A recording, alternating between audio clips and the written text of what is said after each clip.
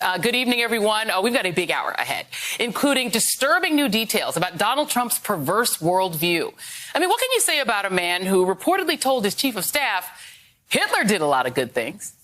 Plus, a Republican congressman openly admits it. He wants nothing but chaos for the next 18 months. Anything to keep President Biden from notching any victories. And in a little while, I'll speak with Secretary of Transportation Pete Buttigieg as President Biden makes his big push for his agenda in a conservative district. But we begin the readout tonight with the insidious underbelly of the GQP culture war. Right now, in this summer before the next round of elections, Democrats across the country are preparing to run as they would normally run. But whether they realize it or not, they are running headlong into a cultural wood chipper. Because Republicans aren't running an election. They're waging an all-out war for power that increasingly is based on and steeped in the Trump cult and even white nationalism. And no matter how reckless and dangerous that is, they're doing it believing it will move white voters. Look no further than the ongoing hysteria over race-conscious education, what they are shamelessly and falsely misrepresenting as critical race theory. Radicalized parent activists across the country are targeting school boards with behind-the-scenes help from conservative groups. Protesters are swarming those meetings, vowing to revolt against a curriculum they've labeled unacceptable and reverse racist. And leading the charge in this fight is, you guessed it, right-wing media. Yesterday, Fox News mentioned critical race theory more than 100 times before 2 p.m., I should say. And then there's Fox's fear-mongering standard-bearer Tuckums, who went full 1984, denouncing what he called the greatest threat to our society. It's civilization-ending poison. But it's everywhere. How widespread is it? Well, we can't really be sure until we finally get cameras in the classroom as we put them on the chests of police officers. Civilization-ending poison. Okay, the common denominator is an attempt to reverse something Joe Biden pulled off last year. According to Pew Research Center analysis, in addition to overwhelmingly winning voters of color, Biden ate into the ex-president's support among white voters, particularly white suburban voters, reducing Trump's 2016 margin by 12%. So the goal now is to terrify those white voters into voting for a party that is offering nothing on policy, zip, zero, nothing, by zeroing in on the amygdala of white suburbanites and scaring the hell out of them. That black Americans are conspiring to pollute their precious children's minds with dangerous knowledge and then turn them into woke future Democrats.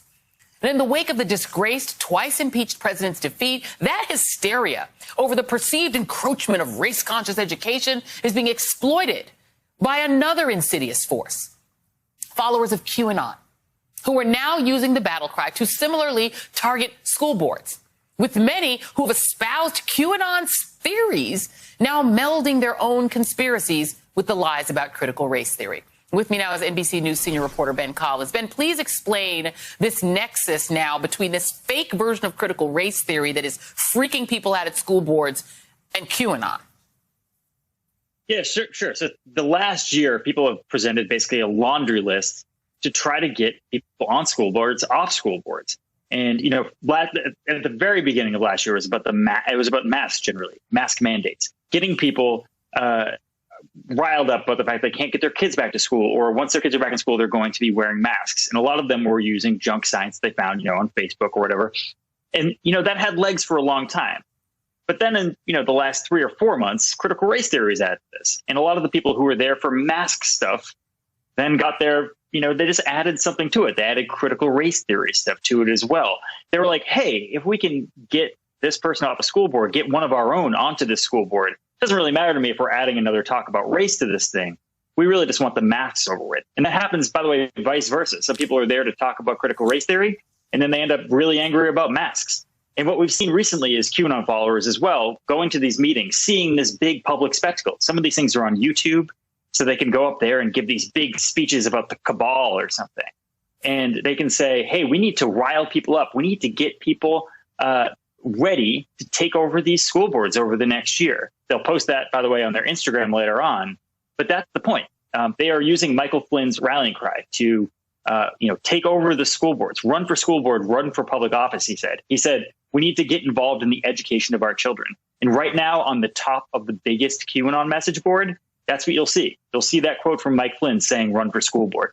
Yeah. And I mean, the thing is that sort of the through line here is to say that essentially white America's children are being polluted, their minds, their bodies, by the woke mob, by the left, by the multicultural party, and that's a threat. It sounds very much like the Reconstruction era, when like the black and tan Republicans were a threat because they were this multiracial coalition that was polluting the minds and bodies of white women and children. It's very 1860s. There's this other headline that we have now, that the FBI actually managed to, I guess, sort of infiltrate this Bible study group that then became a cover for violent militia plans. Here's the story. Northern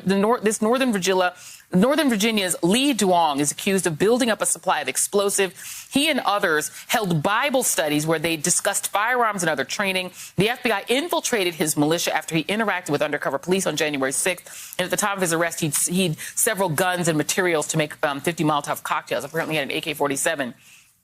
Can you talk about the nexus here with evangelical Christians? Because that seems to be the target group for both QAnon and for these other militias types.